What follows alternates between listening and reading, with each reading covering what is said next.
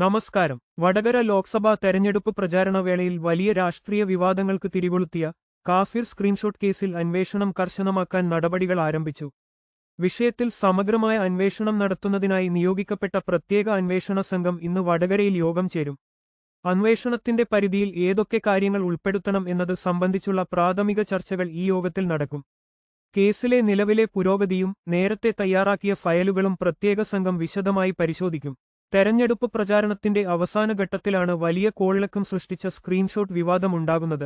UDF സ്ഥാനാർത്ഥി Shabi പറമ്പിലിനെ അനുകൂലിച്ചും LDF സ്ഥാനാർത്ഥി K ശൈലജയെ അധിക്ഷേപിച്ചും ഉള്ളതായിരുന്നു ഈ പോസ്റ്റ്.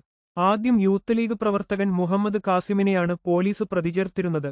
എന്നാൽ ഹൈക്കോടതി ഇടപെടലിനെ തുടർന്ന് നടത്തിയ അന്വേഷണത്തിൽ ഈ സ്ക്രീൻഷോട്ട് ആദ്യം പോസ്റ്റ് ചെയ്തത് DYFI പ്രവർത്തകനായ റിബേഷ് രാമകൃഷ്ണനാണെന്ന് കണ്ടെത്തിയിരുന്നു.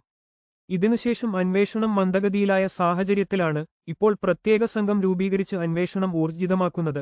കൂടുതൽ വാർത്തകൾ വേഗത്തിൽ അറിയാൻ ഞങ്ങളുടെ ചാനൽ സബ്സ്ക്രൈബ് ചെയ്യുമല്ലോ.